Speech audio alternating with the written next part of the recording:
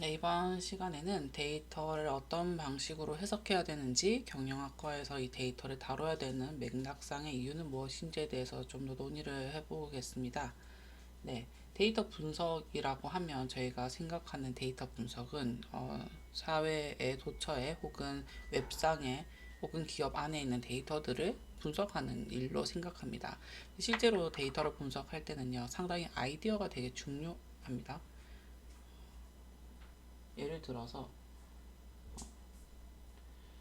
그 데이터 분석을 한 예시 중 하나인데요. 담배값을 세금을 부여하겠다라고 하는 정책이 발표되니까 담배의 대안제인 전자담배에 대한 검색이 폭발적으로 증가하는 모습이 뉴스와 트윗에서 모두 다 드러나기 시작합니다. 그 뉴스 기사가 어떤 방식으로 어, 형성되는지 이슈를 이제 보는 일차적인 관점이 있고, 이 뉴스를 본 사람들의 반응을 볼 수 있는 관점이 있습니다. 이 사람들의 반응을 1차원적으로 떤 건의 트윗이 얼만큼 그 많이 언급됐는지만 보는 그래프를 이렇게 왼쪽에 꺾은 선 그래프 형태로 보실 수 있습니다. 누적되어 있는 그 그래프를 보면은 특정한 시점에 전자담배에 대한 트윗이 굉장히 많이 솟아 오르는 것을 알 수 있습니다. 왜 이런 시점에 트윗이 많아졌을까라는 것을 알려면요, 결국에는 여기 안에 있는 글들이 어떤 내용을 담고 있는지를 보셔야 됩니다. 실제로 전자담배에 대해서 언급을 하진 않았으나 그 대안제인 전자담배가 언급될 수밖에 없게끔 정책적인 발표가 있었고요. 사람들이 정책적인 담배값이 상승한다는 정책적 상황들 때문에 전자담배를 찾는다는 것을 알고 나서는 일부 기업들이 전자담배를 기반으로 한 RT 그 광고를 했습니다. 그래서 RT를 하면 비타시그라고 하는 전자담배 액상을 무료로 준다라고 하는 그 광고들을 해서 2번 정도의 트윗이 좀 더 폭발적으로 치솟은 상황들이 보입니다. 그리고 전자담배에 대한 관심도가 높아지니까 국가에서 의도적으로 전자담배에 의한 사고에 대해서 많이 리포팅을 하게 됩니다. 주력적으로 사고를 많이 얘기를 하고 있는 상황들에서 이 사고에 대한 트윗들이 좀 치솟는 모습들이 보입니다. 이렇게만 이제 분석하는 게 1차적으로 저희가 데이터를 수집했을 때 그냥 이 데이터가 무슨 의미를 가지고 있는지 분석을 하는 방법이고요. 이걸 또 두 번째 차원으로는 네트워크 분석을 할 수도 있습니다. 그래서 글과 글을 쓴 사람들이 어떠한 관계가 있는지, 특정 글들을 중심으로 이게 초록 파란색이 글이고요. 이 글을 언급한 계정들이 빨간색입니다. 계정이 어떤 식으로 서로 묶여 있는지를 볼 수 있습니다. 그래서 특정한 글을 RT를 여러 계정들이 이제 해온 것을 보여지고요. 그리고 이 글과 이 옆에 있는 초록 파란색 글을 공동적으로 같이 트윗을 한 계정들이 이 빨강색에 모여 있습니다. 이 집단은 이 두 가지 종류의 내용에 굉장히 관심이 많다는 것을 내포시키기도 합니다. 그리고 하나의 계정이 이렇게 여러 개의 트윗들을 공유하는 모습도 보여집니다. 여기도 하나의 계정이 여러 개 아주 다른 트윗을 공유를 하는 게 하나, 둘, 세 개의 동그라미, 여기 4개, 5개, 6개, 7개가 보여지거든요. 이런 것들을 보십니다. 조금씩 글을 내용을 바꿔가지고 글이 전부 다 다르게 인식되도록 하긴 하지만 비슷한 류의 글들을 계속적으로 올리고 있고요. 여기 집단 한계가 더 있습니다. 그래서 비슷한 계정들이 비슷한 류의 글들을 계속 서로 주고받거나 RT를 하는 형태의 모습이 보여지는데요. 실제 나중에 이게 무슨 내용인지 봤더니 건강에 대한 것이었습니다. 실제 전자담배가 건강에 해롭냐 안 해롭냐에 대한 설전이 있었고요. 전자담배를 15번 정도 흡입을 하는 게 담배 한 가치의 그 독성과 똑같다 같은 얘기들을 두고서는 논의를 했었습니다. 그래서 네트워크 분석으로 내용을 한번 다시 보면은 기존에 이제 그 트윗의 양으로만 볼 수 있었던 내용과는 좀 다른 포인트들이 눈에 들어오기 시작합니다. 여기서는 광고를 했었던 시점에 굉장히 많은 양의 트윗이 증가를 했으나, 실제로는 많은 사람들이 관심을 직접적으로 가지고 있는 내용들은 실제 전자담배가 그렇게 나쁜 것인가, 전자담배에서 나오는 수증기는 맡아도 되는 것인가 안 되는 것인가, 비단 수증기 라고만 인식되기도 하는데 수증기 안에 니코틴이 있기 때문에 실내에서 전자담배를 피우면 안 됩니다. 그런 것들이 그 전자담배를 처음으로 접하게 되는 사람들 사이에서는 정보가 없으니까 네, 그 정보에 관심 있는 사람들끼리 이렇게 직접적으로 논의를 많이 하고요. 나머지 이 집단은 전자담배가 정책적으로 담배 값이 높아지기 때문에 만들어진 새로운 대안이라서요. 정부에서 전자담배에 대한 규정을 조금 더 높이거나 혹은 전자담배가 안 좋다라고 하는 의도적인 뉴스 기사를 푼다라고 하는 음모론들이 굉장히 많이 논의가 됩니다. 음모론이 아니고 실제로 그랬었고요. 실제 전자담배가 몸에 안 좋기도 했었지만 의도적으로 여론을 그렇게 조성하려고 하는 그 모습도 보였었습니다. 그래야지 또 세금을 낼 수 있는 담배 쪽으로 유도를 하려고 한다라고 하는 의견들도 이 집단에서는 논의가 됩니다. 그래서 분석 방법을 한 가지 더 알고 있다는 것은 굉장히 다른 차원의 해석을 할 수 있는 여지를 더 주는 겁니다. 그래서 여러분들이 그냥 꺾을선 그래프라든지 그냥 차트를 그냥 보거나 혹은 신문 기사의 포인트를 이해하는 것뿐만 아니고요. 새로운 형태 네트워크 분석 같은 방법론들을 숙지를 하고 있어야지 다른 사람과는 다른 형태의 해석을 하게 되는 거예요. 똑같은 데이터를 두고서는 저희가 분석을 하고 경진대회를 합니다. 근데 그들과 다른 해석을 하려면 엄청나게 새로운 형태의 데이터를 분석을 해내든지 혹은 남들과는 다른 분석 방법을 써서 지금까지는 보지 못했었던 혹은 데이터가 가지고 있었던 한계를 극복할 수 있는 형태의 분석이 가능해진다라는 겁니다. 여러분들이 부지런히 데이터를 보유하고 있진 않더라도 기본적으로 어떤 분석 방법이 있는지에 대해서는 숙지를 하고요. 분석 방법론이 계속 발전해 나가는 것에 대해서 두려워하지 않고 계속 배우는 것이 상당히 중요합니다. 그래야지 특정한 데이터를 봤을 때 내가 배웠던 방법으로도 해결해 나갈 수 있을 텐데 라고 하는 생각을 또 할 수 있게 되는 겁니다. 두세 개의 데이터가 결합을 해서 해석해야 되는 것들도 있습니다. 지금 보이는 그래프는 사실상 분석 방법으로만 봤을 때는 그리기 어렵거나 까다로운 그래프는 아닙니다. 이게 지역별 상용 근로자의 현황이고요. 월 급여액이 표시가 되어 있습니다. 빨간색이 대구라서 다른 그래프들보다 빨간색이 현저히 낮은 위치에 있다라는 것은 이해를 하실 수 있을 거고요. 물론 이게 지금 대도시들을 비교를 하고 있고 특히 이제 부산과 울산 이렇게 대기업들이 있는 그 도시들과 함께 비교를 한 상황이기 때문에 이 그래프만으로도 또 대구에 대한 오해를 좀 만들어낼 수는 있습니다. 근데 이제 저희가 이 그래프만 봤을 때 그냥 그 급여액이 다른 지역보다 좀 작다 혹은 대기업이 없기 때문에 이런 현상이 발생할 수도 있을 것 같다라고 생각을 할 수 있는데 뒷부분에 보시면은 같은 기준에서 대구의 근로시간에 대한 그래프입니다. 빨간색이 또 현저하게 높습니다. 그 말인즉 사람들이 체감하기에 근로시간이 굉장히 길지만 월 급여액이 작은 게 지금 대구의 현실이라는 겁니다.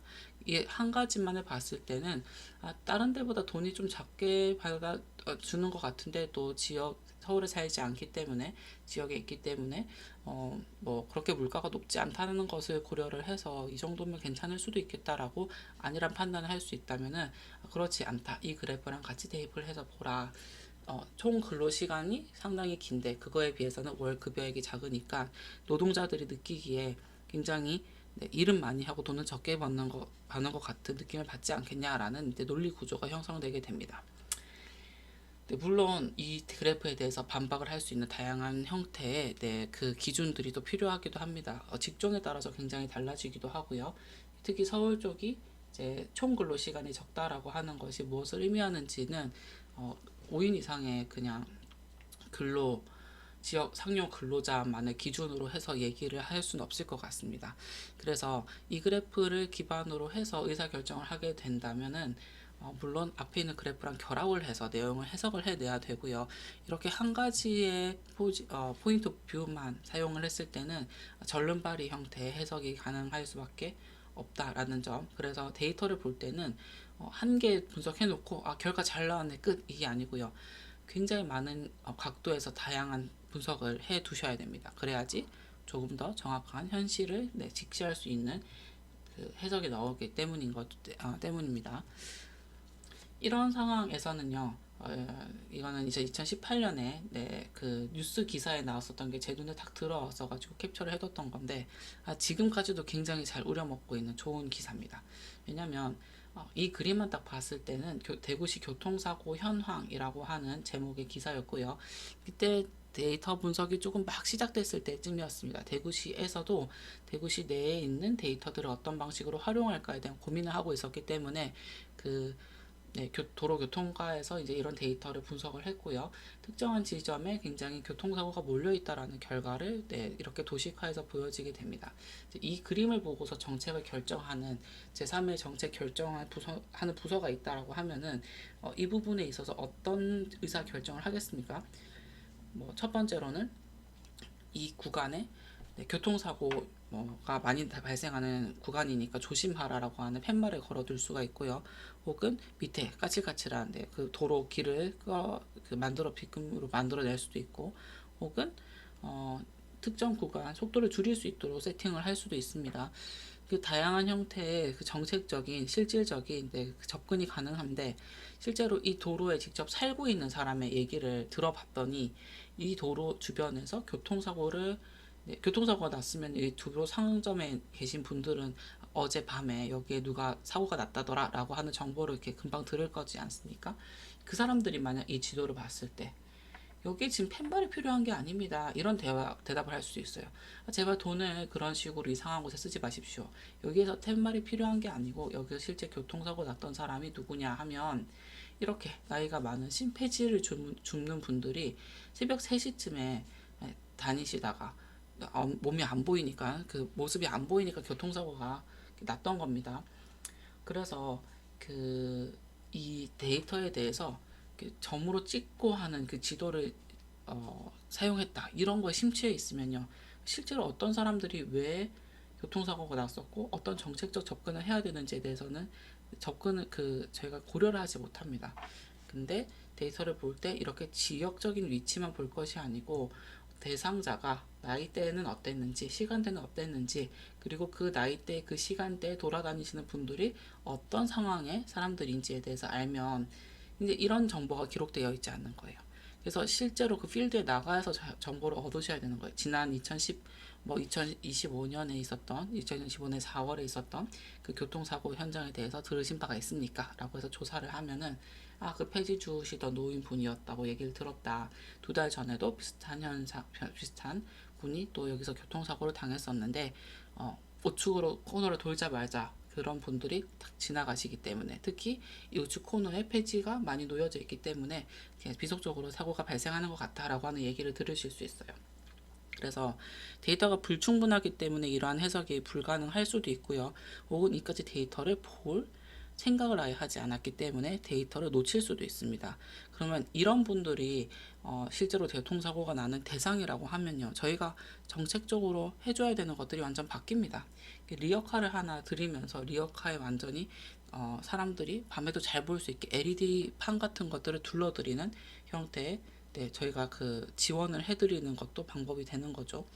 그래서 완전 다른 형태의 예산 사용이 되게 되는 겁니다. 그래서 저희가 데이터 분석을 할 때 또 놓치면 안 되는 것들이 무엇이냐, 추가적인 데이터가 무엇이 있는지, 아까 전에 대구시 그 근로자 시간과 임금에 대한 것도 비슷하고요. 내 해석이 지금 충분한가, 이 해석을 좀 더 심도 있게 해줄 수 있는 추가적인 데이터는 있는가, 그 데이터가 없었을 때 내가 굉장히 큰 부분을 놓치진 않는가 라고 하는 고민들을 하게 되는 겁니다. 하셔야 됩니다. 그리고 중요한 것은, 이러한 사고를 한 번이라도 한 분은요, 하지 않은 분과는 다르게 다음 데이터 분석 때는 내가 추가해야 되는 데이터가 무엇인가에 대해서 본격적인 심도 있는 고민을 하게 됩니다.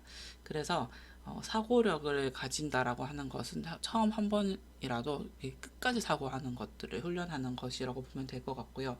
데이터 분석을 굉장히 많이 여러 번 하시는, 그 여러 종류의 데이터를 이렇게 많이 다루고자 하는 분들이 있는데, 물론 한 번도 데이터를 다루지 않은 사람들에게 제가 다수의 경험을 요구를 합니다. 근데 데이터를 이미 많이 다뤄봤고 비슷한 형태의 분석으로 비슷한 형태의 수준의 보고서들을 써봤던 사람들에게는 그 다음 스텝으로 앞에서 했었던 비슷한 류의 분석을만 하는 것이 아니고 하나의 데이터를 다각적으로 파고 그 데이터랑 붙일 수 있는 추가적인 데이터들을 수동으로 코딩을 하든 수동으로 찾아내든지 혹은 수동으로 진짜 발품을 팔아서 입력을 하는 그런 노력들도 들여봐라라고 요청을 합니다. 부동산원에서 일하시는 분들 얘기를 들으면요, 굉장히 그 특정 지역에 출장을 많이 가세요. 그래서 왜 이렇게 강원도며 제주도며 출장을 많이 가시는 거예요? 왜 이렇게 출장을 많이 가냐? 혹은 그 다음에 그 지방으로 그 발령도 많이 납니다. 왜 이렇게 발령이 많이 나냐라고 물어보면은 그 지역에서 보고되는 형태의 부동산과 관련된 데이터들이 액면적인 데이터는 있지만 실제로 왜 이곳의 집값이 이렇게 반영되게 되었는지에 대한 추가적인 정보들은 직접 가서 수동으로 수집을 해야 되는 상황이라고 합니다. 그래서 진짜 임장을 다니고요. 진짜 실제적인 정보들을 수집을 해서 입력을 해둬서 나중에 데이터를 분석하거나 해석할 때 특정 지역이 지금 다른 곳보다 집값이 더 떨어지는 이유 혹은 집값이 더 높아지는 이유에 대해서 정확한 분석을 하려고 하는 시도를 한다라고 얘기를 하십니다. 그래서 저희가 데이터를 수집을 잘 할 수 있는 환경이 되었긴 하지만 그 데이터를 잘 수집할 수 있다고 그 데이터가 가치가 높냐라고 했을 때 그러지 않거든요. 저희가 다음 시간, 다다음 시간 중에 이제 빅데이터가 가지고 있는 3V 혹은 4V, 5V, 6V에 대해서 이제 얘기를 할 건데 이 V가 value에 대한 V도 포함이 됩니다. 그 가치를 가지고 있는 데이터는 특정 시점에는 특히 지금 이 데이터를 분석하는 되게 초기 단계에 해당하기 때문에 저희가 뭐 앞으로 한 2, 300년이 남았다고 생각하면요. 굉장히 초기 단계일 겁니다. 그럴 때 데이터가 수집되지 않았던 것들을 수동으로 수집하는 형태의 접근들이 얼마나 중요한지에 대해서 이제 논의를 여러분들이 이제 고민을 하셔야 될 것 같고요.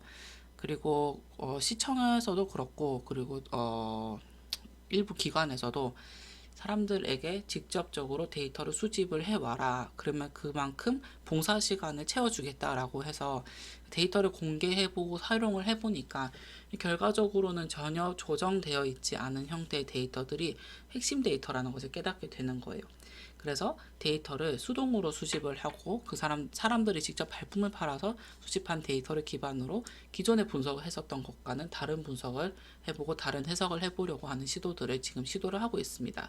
그래서 지금 이 시점, 이 현 시점에서 여러분들이 이제 강연을 듣고 있는 시점에서 중요한 것은 데이터를 그냥 단순하게 시각화를 한다. 그 다음에 뭐 회계 분석, 패널 분석 같은 것들을 한다라는 게 중요한 이슈는 아니고요.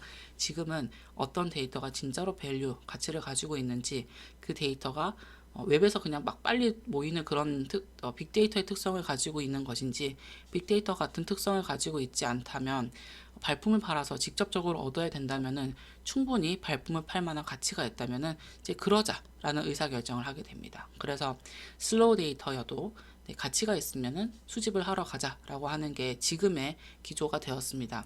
지금까지 몇 년간 데이터를 분석해봤더니 가치 없는 데이터를 많이 분석해봤자 소용이 없다라는 결론을 내렸기 때문인 거죠. 그리고 이 데이터를 보는 관점에 따라서 굉장히 다른 해석도 나와질 수 있는데요. 예를 들면은 저희가 이제 이걸 대구시청에서 직접 발표를 했던 겁니다. 청년들에게 대구에 사는 것에 만족을 하냐라고 질문을 했을 때 제가 체감할 수 있는 그 학생들과 상담했을 때 느껴지는 바는 어떻게든 대구를 떠나고 싶어 하는 학생들이 굉장히 많았던 것 같아요. 요즘은 또 대구에 워낙에 서울살이가 힘들다 보니 지역살이가 힘들다 보니 그리고 여러분들이 굉장히 빠르게 이제 사고를 하셔서 대구에 직접 살면서 집값을 아끼고 자동차 비용을 아끼고 하는 것이 얼마나 중요한 자산의 그 출발점인지 자산 보유의 출발점인지를 이해하신 분들이 대구를 선호하시는 이제 상황들도 많이 생겨나기 시작했는데 이걸 조사하던 당시에는요. 그 대구에 반드시 살아야겠다라고 생각하는 사람들이 상대적으로 적었습니다. 근데 실제로 그 만족도 조사를 하니까 만족도가 5점에 나온 겁니다. 그래서 대구시 입장에서는 그냥 액면적으로 이걸 조사를 하고 평균값을 내봤더니 많은 사람 수가 만족을 한다. 그래서 이 결과값에 대해서 그냥 되게 안일하게 만족을 해왔어요. 근데 제가 봤을 때는 5점 10점 만점에 5점을 되게 만족하지 않은 상황인 겁니다. 그리고 조금이라도 불만이 생기는 한 가지만 있더라도 혹은 다른 지역으로 갈 수 있는 요인이 한 가지만 생기더라도 언제든지 떠날 수 있는 사람들이 5점대에 수두룩히 모여 있었고 그리고 나머지 수치들이 이렇게 5점보다 높은 수에 조금 치우쳐 있었다. 그리고 또 한 가지 다른 점. 이 청년 실태 조사라고 하는 조사에 응한다는 것은 상당히 대구시에서 하려고 하는 어떤 조사나 정책적인 그 방향을 잡으려고 하는 시도에 긍정적으로 반응한 사람들이거든요. 대구시가 뭘 하겠다는데 오케이 한 것 자체가 여기 관심이 있는 사람들인 겁니다. 그래서 상대적으로 전혀 여기에 응답도 하지 않는 사람들에 비해서는 대구에 대해서 긍정적인 표를 던질 수도 있어요.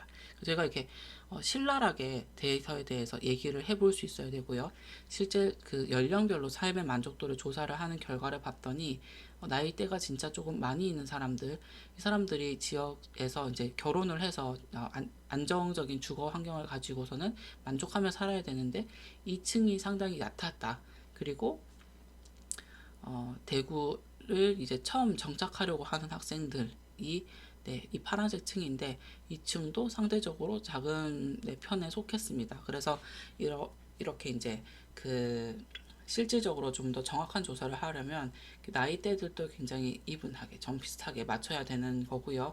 그리고 이들이 이제 종사하고 있는 직업군이라든지 혹은 이들이 과거에 살았던 곳이라든지 다양한 옵션들을 고려를 해서 이 만족도에 대한 결과들을 해석해내고 이게 지금 우리에게 어떤 시그널을 보내고 있는지 어떤 정책적인 지원이 필요한지에 대한 의사결정을 하게 해야 되는 겁니다.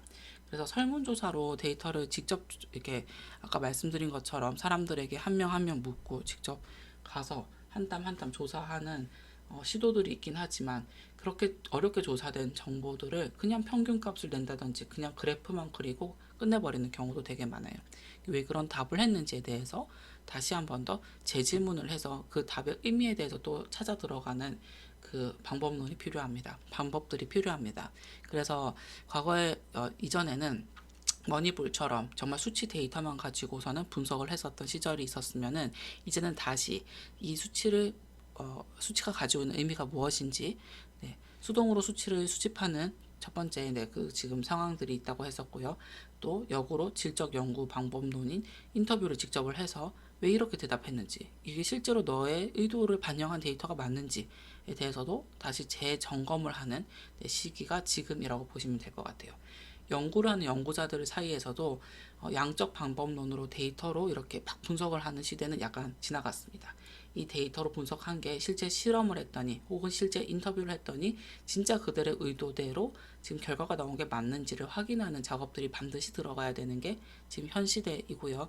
그래서 데이터 분석 맞는주의가 지금은 이제 결을 조금 바꿔서 그 실제 사회를 측정하려고 하는 시도들로 이제 변경되고 있는 과도기라고 보시면 될 것 같아요. 그래서 동일한 데이터를 이제 다양한 시각으로 봐야 되는 것도 이제 창의적인 사고력이 필요로 하고요. 도메인 지식을 가지고서는 이 데이터를 어디까지 분석할지에 대한 의사결정을 하는 것도 내 사고력에 의한 겁니다. 그리고 이 사고력을 어떻게 키울 수 있을까요? 라고 저한테 질문을 하는 사람들이 있는데 오늘부터라도 책을 읽어서 사회에 대해서 이해를 좀 하고 이 사회가 어떤 걸 받아들이려고 하는지 어떤 방식으로 데이터를 보려고 하는지 그리고 이게 무슨 의미를 가지고 있는지 내가 지금 분석한 데이터의 결과값들이 어디에 적용되고 그 적용된 것이 이 결과에 대해서 어떻게 받아들이고 있는지 전반적인 이해력과 사고력을 다 높일 수 있는 독서가 정말 중요합니다. 그래서 독서를 언제 얼만큼까지 해야 되냐 왕도는 없고요. 여러분들이 그냥 책을 펴서 읽는 것이 첫걸음이다 라고 하는 굉장히 상식적이고 굉장히 멀리 있는 구름 같은 얘기를 합니다. 그 질문을 진지하게 했었던 학생들은 지금 서울대나 카이스트 박사과정으로 가서 실제 데이터 분석을 하는 굉장히 최선두에 서서 데이터를 분석을 하고 있습니다. 그리고 제가 느끼기에 이제 그런 시도들을 하고 있는 학생들, 특히 이제 공모전을 되게 많이 나가는데 공모전 나가는 학생들도 분석은 다 잘 해냅니다. 근데 분석을 할 때 본인의 생각에 한정해서 데이터를 분석하는 것이 아니고 분석 결과를 가지고 그 필드에 진짜 있는 사람들 혹은 거기에 해당하는 대상자들에게 한번 인터뷰를 하고 질문을 하면서 데이터를 어떤 방향으로 해석할지에 대해서 한번 더 논의를 해주십시오. 그러면 네, 그냥 분석만 해서 이런 결과값들을 가지고 나왔다라고 하는 사람의 다음 차원의 결과값들을 네, 분석을 가지고 나올 수 있을 거고요. 지금 사회가 그걸 찾고 있기 때문에 제가 이제 과거에는 여러 가지 분석 방법과 그 다음에 좀 화려한 그래프들을 넣어서 공모전을 해라라고 했으면은 지금은 이제 그런 그래프나 분석 방법에 대해서 다들 익숙해져 있으니 그게 한 수위가 아니다라고 하는 네, 말씀을 또 드립니다. 그래서 경영 학부에서는 특별히 경영과 관련된 도메인 지식을 기반으로 사고를 하는 사람들을 찾고 있고요. 주로 이제 경영을 하다가 발생하는 데이터들 혹은 웹에서 발생되는 고객과 관련된 데이터들 그리고 제품과 관련된 데이터들이 주로 분석 대상이 됩니다. 그래서 어떤 방식으로 분석을 하는 사람들이 이제 있는지 혹은 실시간으로 만들어지는 데이터를 활용해서 이제 만들어진 기업들은 어떤 기업들이 있는지 그들은 그런 데이터를 가지고 실제 그 회사도 시스템, 린 프로세스로 아주 빠르게 의사결정을 변경하면서 네, 그 의사결정을 하고 있는지에 대해서 조금 더 이렇게 들여다보겠습니다.